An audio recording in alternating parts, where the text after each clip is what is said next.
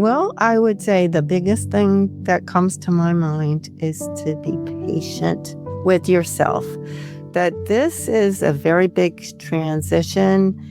It's expected, like we talked about. It's very positive, but it's huge, And I don't think that as a culture we make enough of this. I mean, think about somebody brought this up at one of my events. Think about retirement. Like, retirement is a big deal. Like, you work for the same company, let's say, for 25 years, and they have a party for you, and they give you a gift, and then people are checking in on you. Hey, Joe, how are you? What did you do in your first week without coming to work? What did you do in your first month? We don't really do that so much with the emptiness. It's kind of understated. So I think it's a great time for you to just realize that this is some time you're going to be patient with yourself. You can't expect all this change to happen all at once. It's not going to be smooth. You're not going to feel really good inside, most likely, all of the time. But you have been a patient parent, and it's time for you to be patient with yourself. Hey everybody, welcome back to Living the Next Chapter. It's the Author Podcast where we get to meet great people from around the world, authors who come in and share their stories. And today we're talking life stories, and timely for me and my family. I'm really excited to go down this path. Rita's here to talk about her book. And now back to me, stories from an empty nest. That's where I am, empty nest, and now again, full nest. We'll get into all that. But Rita's here to share her story. I'm excited about her book and where we're going to go together.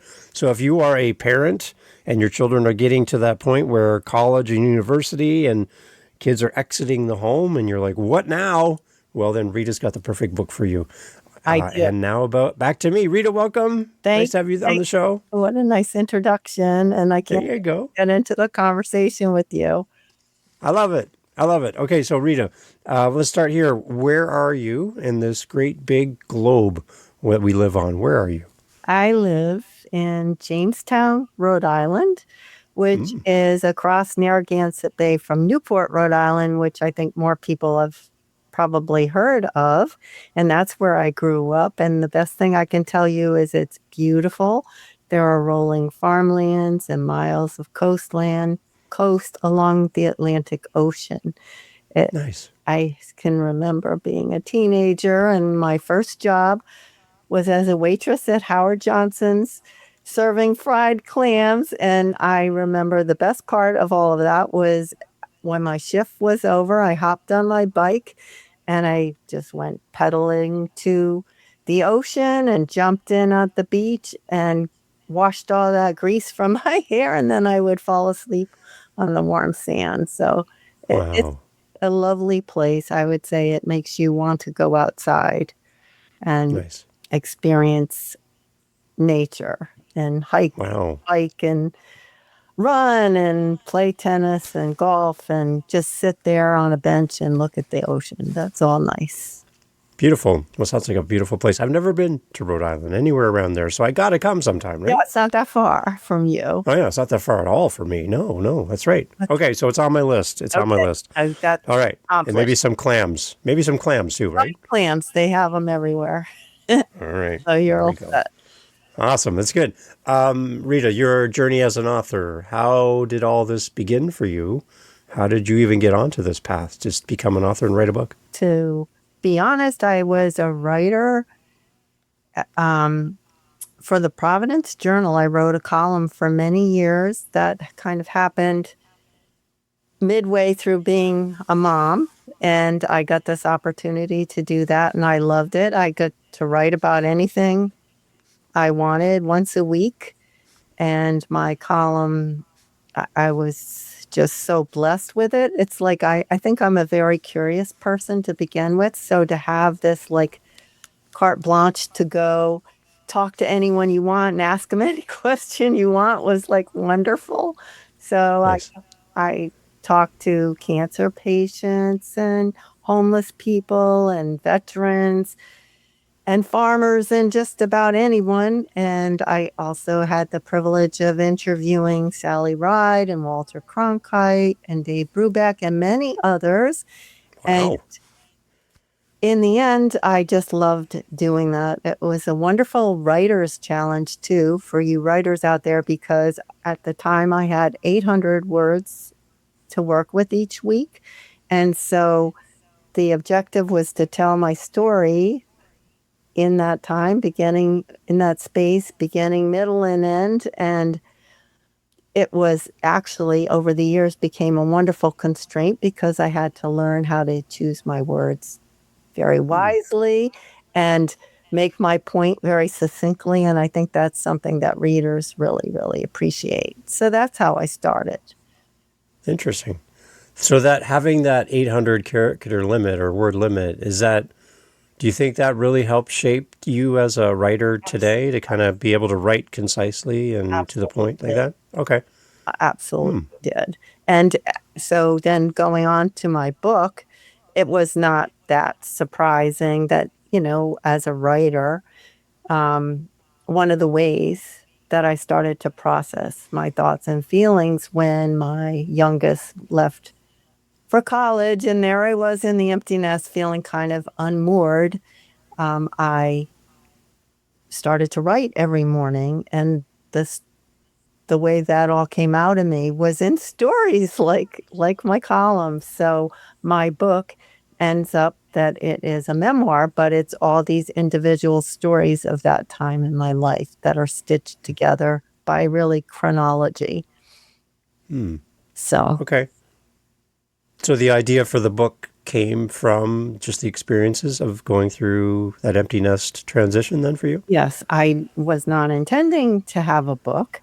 It was the two things that really helped me when I really was struggling in those first few months was that I was a runner and that I was a writer. So my mornings consisted of first thing in the morning, before I could awake and say why I shouldn't go out there and run, I just push myself out the door and run. Then I would come in, brew some coffee, and write. And morning after morning and mile after mile, I had pages and pages of all this empty nest stuff. And eventually I started to say, hey, I might have a book here. And it turns out that I did. Interesting. As I look at the cover of your book and hear you talk about your life, I see someone running. It looks like the beach. Yeah. There's a lot of tie-ins there. Is that on purpose then? Actually, the book cover with the runner that I've asked, is that me running? I say, do you think it is? But it was not. But Yeah. that was designed by the artist at our publisher, and Nice. she just picked it out of the synopsis of the book, and it's so perfect. It's really just perfect. I like it. Any other words of wisdom for a writer? You talk about writing to a limit of words, and that kind of really helped you. But anything else that would help somebody new, maybe that wants to write their own memoir, that you could share? So there is actually a chapter in my book that is about that lost feeling that I had because I was no longer writing for the journal and I didn't really know what to do. And so this is so funny, but during that time I had this very vivid dream, and it was about my Auntie Gert. And just for those of you who don't know my Auntie Gert, she is a very beautiful woman, very down to earth, very practical, and very, very outspoken. Like she would just come up and tell you exactly what she thought of anything. So here I am asleep, and my Auntie Gert appears in my dream, and she says to me, if you want to be a writer, just write. And I woke up and I was sweating, and it was just so powerful. And I thought, yeah, you're right. And that is exactly the best advice I've ever heard about being a writer. And I would say to people just starting out, find a time, like, I don't know, 9 to 11 in the morning or on the train to work or whatever it is that you can commit to every day. You're going to write, and you're going to sit there. And if it's uncomfortable and you don't really like what's coming out of you, just know that that's all part of it. Like, even with years and decades of experience, I don't always like what's coming out of me, but you just have to stay with it. And the other piece of advice that goes hand in hand with that is to just read. Like, read anything and everything you can get your hands on so that you are Right. filling your head with words, and that will help to inspire you, and it will help you become a better writer too. During the process of writing the book, did you come to experience some of your own limitations as an author that you had to kind of work through? Oh, yeah. There was Yeah. lots of them. Like, when I decided that this was going to become a memoir as opposed to stories, I ended up saying, well, I think this would be a lot better if each chapter was grounded in scene as opposed to these long narrative things that I was writing to process my thoughts and feelings. So changing those chapters, either throwing out long narrative sections, or in some cases, I threw out whole chapters and started over. But to put things in scene, and then how to seamlessly tie this together. Again, as I said, they were all stories. So, how do you make these different stories? Like, in one story, you're talking about getting reacquainted with your husband, or at least trying to. Or in another story, you're talking about visiting your parents and finding out that they have Beethoven blasting on their stereo, and they're having this brunch, this big feast, and what you learn when you go inside and join them. So, how do you tie this all together? And so I was able to do that with some flashbacks sprinkled in, but mostly chronology. So, Okay. All right.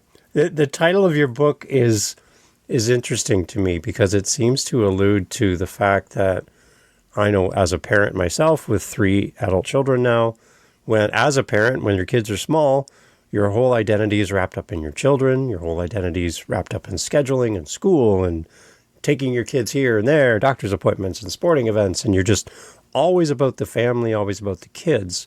And when kids leave home, it's like you kind of come back to yourself. You come back to you and pick up from where you left off before you had kids. Is that kind of where we're going with the title of the book? Because that's where I feel led. absolutely. If you just in the first chapter, it starts with the moment I found out that I was pregnant, and how instantly everything changes because you've just spent however many years. For me, it was like 20 something years of everything was about me, and then suddenly almost nothing is. And Right. then you become, hopefully a devoted parent. And you, Right. like you said, your schedules, your routines, everything is revolving around your family. And then it stops. And you're like, Yeah. what? Who am I? What is this? It's Right. incredible. Yeah. So yes, that is it. But Okay. it's interesting because as the whole search for myself continued throughout the book, when I got to the end, I realized, actually, I'm not really going to be at the best if everything is about me. That's not going to be my best self. Yeah. So, Yeah. I think, over those years when our kids are small, we don't have a lot of time for ourselves. We're not developing ourselves. We put a lot of ourselves on hold in yes, those years because we don't have enough time at the end of the day to write a book or create a podcast or whatever we want to do. We're so tied up in our schedules, right? We seem to delay a lot of the things that would make us happy in the moment for the sake of our kids. And we do it because we love them. And, exactly. that's the whole reason. But I think by the time we get to that point when our children are out of the house, then we're like, we don't know where to start. There's so many unstarted, unfinished dreams that we've never really had a chance to focus on. Exactly. So this book seems to be a good companion for somebody at that stage of life. Exactly. I hope that it is. That's my goal with the book, is to be an emotional guide to the emptiness that you will feel, because something in that book will resonate with you, that you're not alone. It's a Mm. huge, huge transition, the empty nest. And I think that, we don't give it that much thought until it happens, even though it's so planned. I mean, when you have your youngest kid, the moment you know that this is coming, that, what, 1 decade, maybe 2 decades later, you're going to be in this position. And the other thing that's really interesting about this transition is that it's very positive, that the whole point of everything you've done during all those crazy years is that you really, really want your children to grow up and become happy, well-adjusted adults out there in the world for themselves. So even though it's all planned and even though it's very positive, this transition is difficult. So it's a Right. happy one, but it's a difficult one all at the same time.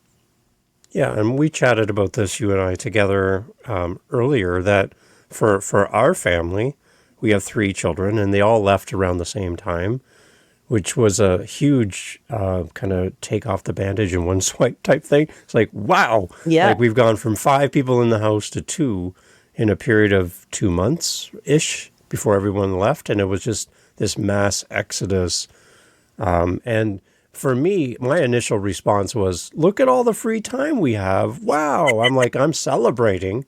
But I look over to my wife, and she's not having the same experience as I am. She was the glue that kept all 5 of us running. She kept us on schedule.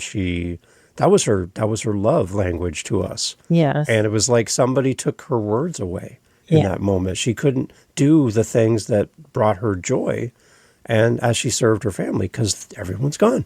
And so she was actually seeing it as a loss, and I was seeing it as a win.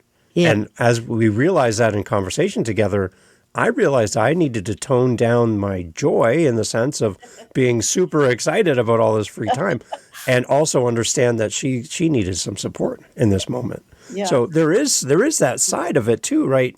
You talk about it as being a joyful experience, but there is, for some people, it's actually a very tough time when your children leave home. Yes, that was for me, but I thought it would be joyful. So that was the catch on my part, was I thought one thing and it felt very differently than I thought it would. Yeah. So how do you think your book's going to help somebody who's on the very edge of this becoming a reality? Kids are packing up. They're going to be going away to school soon for them in their home. And they've never crossed this line before. The biggest thing for me, Rita, was the quietness of our house after our kids left. The busyness, the clutter, the dishes in the sink that used to annoy us, they weren't there anymore. And the food in the fridge. That annoyed right? that they weren't there anymore. Right. And the food was still in the fridge after we purchased it, which was great. But there was just this quietness in our house that was really, really tough. How do you think this book is going to be a great support for somebody who's on the edge of making that big transition from a busy house to a quiet house? So I have had the opportunity now to share my book with all sorts of different people. And I've had events where people have come up to me, or they've even stood up in front of all the other people there and talked. And this one woman comes to mind who's read my book prior to her twins, or 2 only daughters, leaving for college. And she was crying at the event. She said, because it was helping her to anticipate all the different things. And then coming full circle after she had a few months under her belt as an empty nester, she was great enough to join me in an event and have a conversation together, and all the different perspectives that she added. So, everybody's empty nest is different, but at least I feel like it opens the discussion on some of the things that may happen and some of the feelings that you might have. So I think it's good. It gets your mind and heart into that space. Yeah. And the other part that really kind of sinks in for me too is I'm looking at my empty nest story from my relationship with my wife. There's 2 of us together, so we have each other.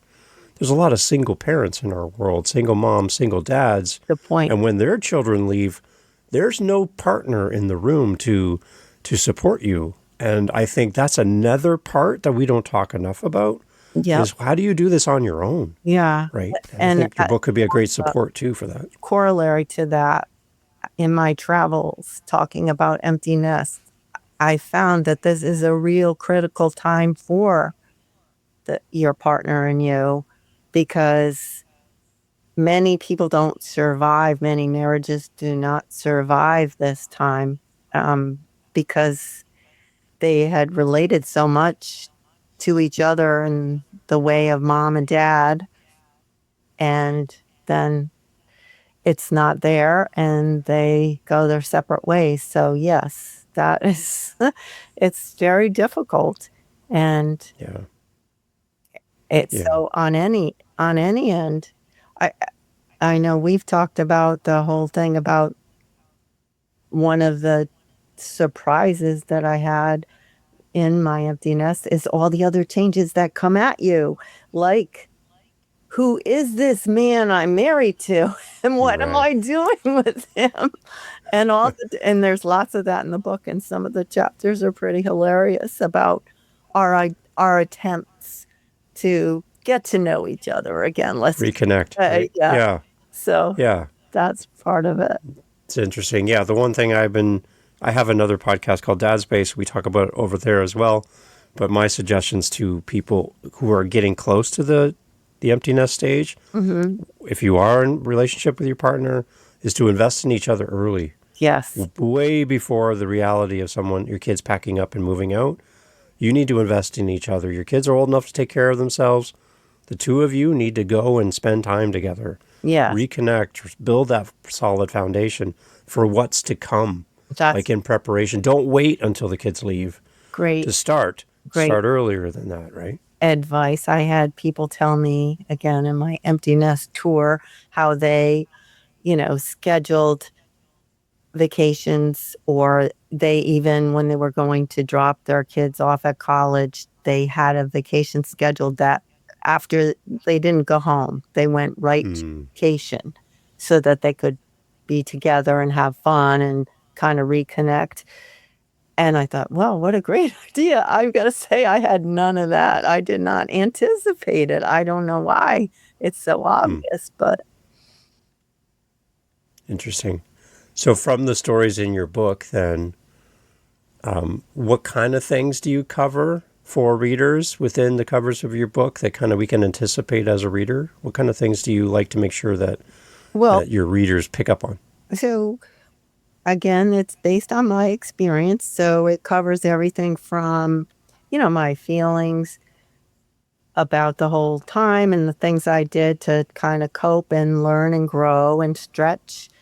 But it includes wonderful chapters about getting to know my husband again and all the things that happened there. Um, it has quite a lot about my parents because I think, as is true with many of us in the so-called sandwich generation, my parents were getting older. And so all of a sudden, my kids left and my caretaking went from my kids to my parents in a heartbeat. Like, it was very different. Obviously, the responsibilities are different, but having to have an ongoing responsibility for someone other than yourself was the same. So that is a theme that really has resonated with a lot of people. There were other things like, I don't know about you, but we sort of neglected a lot of things that needed to get done around our house because we were so busy with the kids and everything. And so all of that came back at us in a big way. So making decisions about where we're going to move, we're going to renovate, what are we going to do? Our beloved black lab was getting older, and some of the things that we went through with her. So many, many things that happened all at the same time, the convergence of midlife, I like to call it. So it is about the emptiness, but it's all the other things. I mean, one thing is that relating with your adult children, like sometimes they want you to back off, back off. I'm a big guy Yeah. now. But then they Yeah. want you and they need you. So it's this back and forth of growing, each of you on either side of it and how that evolves. So there's a lot of that in there too. So a lot of about our own identity, Yeah, trying to figure out who we are. exactly. That part of having adult children that was really tough for me too, is what my kids needed from me and what they didn't want from me. Right? Because just because you moved out of the house doesn't mean you're not my kid anymore. You're still my kid. I have lots of memories of you little, and learning how to walk and all those things are still fresh in my mind. I feel like it went by really fast, but for my kids, they're probably like anxious to get out of the house.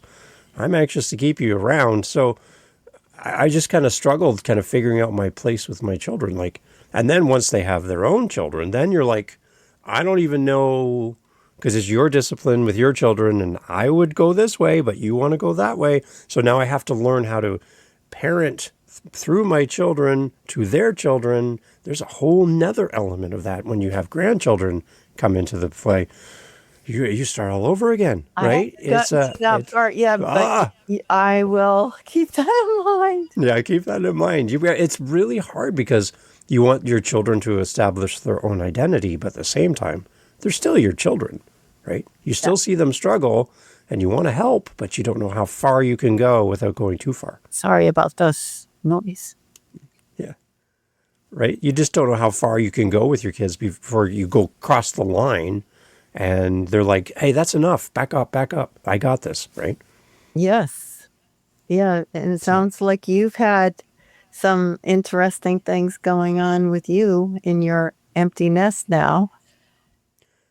Yeah, it's a challenge. It's a challenge. One of my sons has come back home with his two kids, and Grandpa Dave here has to now watch children that are like under 2. I'm 56, and like I've done this once, and now I'm getting deja vu. I have to do it all over again, right? Changing diapers and feedings and all that. Wow, I thought I was done. Second nature, though, right? It's like riding a bike, but it's like riding a bike that hasn't been ridden in a long time. So it doesn't work the same way. I got to learn it all over again. Boy or girl grandchildren? I have both, a 1-year-old boy and a 2-year-old granddaughter. So how nice. Right. It's beautiful. I love them. And it's so great to have them here. It's not a burden. It's just a change, right? It wasn't a change we anticipated. No, I can imagine. So you're back to 5 again. Back to 5. And that's why I'm so excited to have your book and have you on, because any type of conversations we can have like this, I think there are other people and they have their own situation, whatever that is. And when I find a book like this, I just think it really helps a lot of people. And there's people listening to this going, oh, you should hear my story. Yes. And I'm glad that you go out and talk to readers and people and get those stories. That's amazing. It's been terrific. Like, I can be at a bookstore even, and people come up to me. And I mean, before all of this, I had this vision in my head that the people that would be reading my book would be, mainly mothers, but parents of kids who are leaving or have left. And that's true. But I've had other people, and I've had like hilarious conversations, like, well, I guess maybe they're not so hilarious, but I've had people say, so, what can you tell me about the empty nest? And then they just stop you, and then they start laughing, and they say, so here's our situation. Our kids are in their 20s and they're still living with us. So do you have anything in your book about how to get them out of the empty Right. so we can have an empty nest? And I'm like, oh, I don't really have anything like that in my book, but that's a good question. And, just I've had wonderful young people, like, they can't be more than 21 or 22, come up, and they're very, very interested in my book. And I'm thinking, geez, by my best guess, you look like you're 21, maybe 22. Why are you so fascinated with all this? And then they stand there and they're listening and they're asking questions. And then they come out with it that they're going to get this book and give it to their parents. So that's another unexpected thing. Nice. Yeah. Yeah. So, okay. So let's bring in an audience of readers for your book, Rita. And they're gathered around to come and listen. What are some of the things that you would talk to an audience in adjacent to your book as a support to your book for a room full of people who are empty nesters? What kind of things do you want to say to them? Because they're here right now listening to us. They're identifying. They press play for a reason. They want to know more about you and your book and this topic. What kind of things do you think that we should say to them to encourage that empty nest parent? Well, I would say the biggest thing that comes to my mind is to be patient with yourself. That this is a very big transition. It's expected, like we talked about. It's very positive, but it's huge, And I don't think that as a culture we make enough of this. I mean, think about, somebody brought this up at one of my events. Think about retirement. Like, retirement is a big deal. Like, you work for the same company, let's say, for 25 years, and they have a party for you, and they give you a gift, and then people are checking in on you. Hey, Joe, how are you? What did you do in your first week without coming to work? What did you do in your first month? We don't really do that so much with the emptiness. It's kind of understated.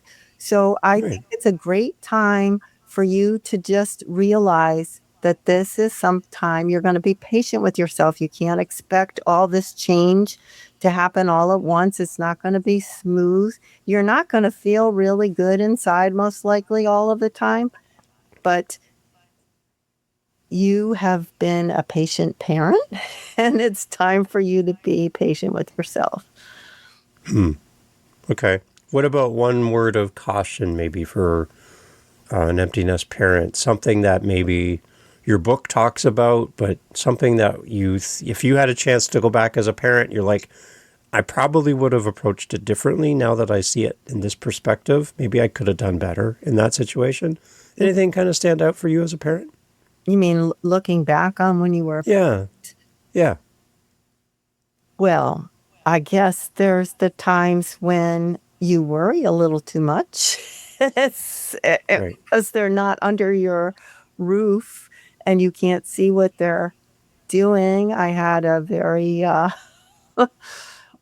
not so great encounter with my son who was in Washington, D.C. for college, and he was, just say he was not being so communicative. So I had called him quite a few times and hadn't gotten a response. So I called the university and I got their security to go out to his dorm and knock on his door.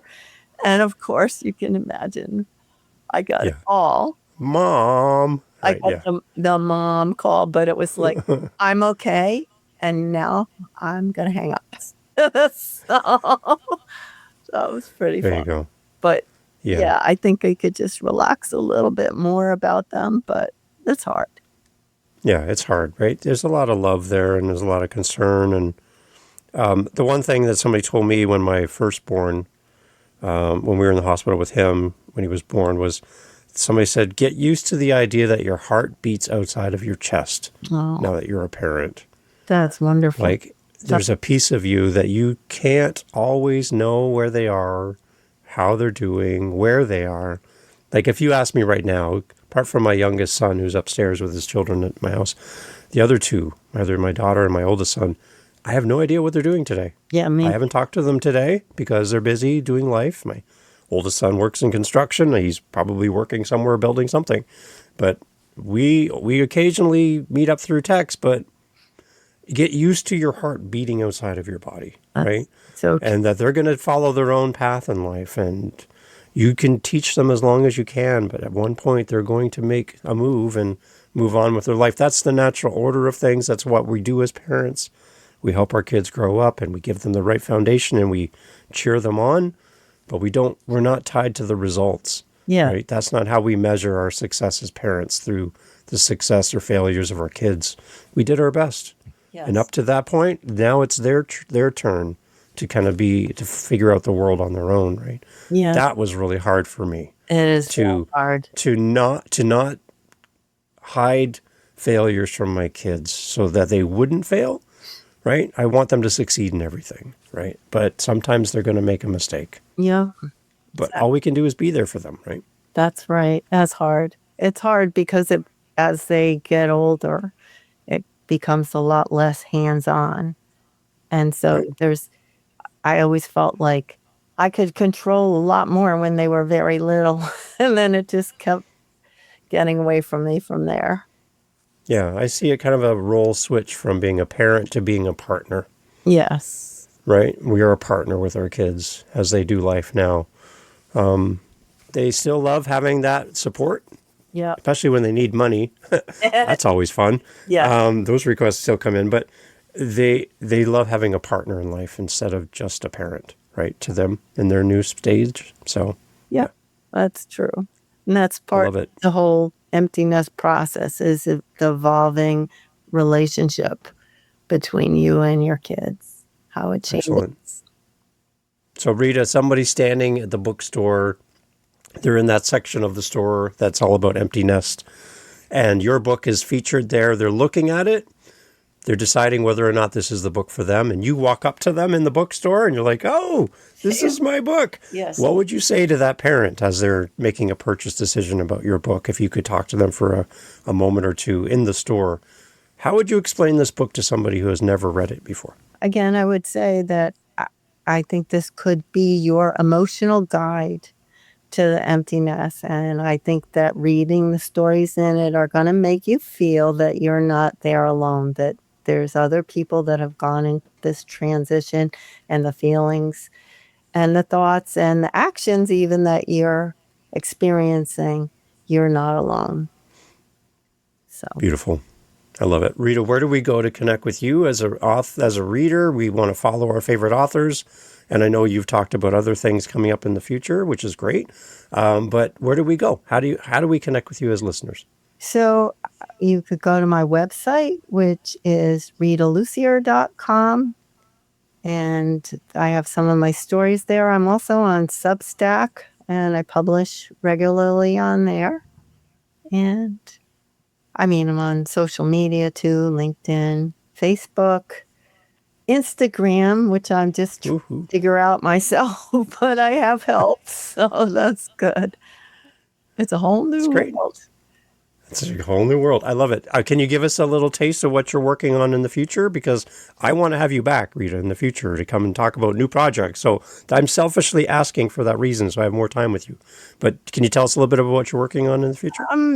I'm working on an idea for a book that's not fully formed yet, so Okay, good. I'm going to wait until it's a little better. But yeah, I'm having so much fun with this one. There's going to be another one.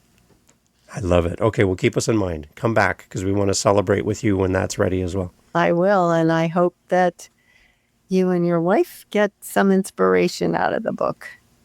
Thank you so much, Rita. Everyone, all information as always in the show notes, the book. And now back to me, Stories from an Empty Nest from Rita. You got to go check it out. It's a great book. Take it on your next jog. I don't know, take it to the beach and read it at the beach with some clams, whatever you want to do. You could do that. Yes. But again, Rita, thank you so much for doing this. Great to have time with you. Yeah, I enjoyed it very much. Thank you, Dave. Hey, thanks for listening to the podcast. Glad to have you here. I just want to let you know that you can always find out what we're doing live in the moment by going to our YouTube channel. Head over to livingthenextchapter.com. There'll be a link right there. Head over to our YouTube channel. Make sure you like, subscribe, do all the things that all the YouTubers love to say. And in our YouTube channel, a couple things. You're going to get advanced listens. You're going to get the episodes that we're working on in real time. So we record and post daily on our YouTube channel. I'd love for you to give us a follow over there. As well, we're making playlists. We have over 500 episodes. So finding the right episode for you, we're trying to group things into playlists.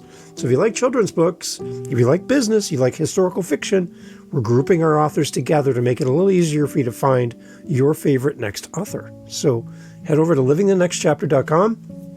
And again, I'd love to hear from you. Hearing from the listeners of the show is great. And I just want to say thank you for being a part of the podcast family. And I look forward to having you back for the next episode. Thank you for being here. I really appreciate your time and your listen. Take care.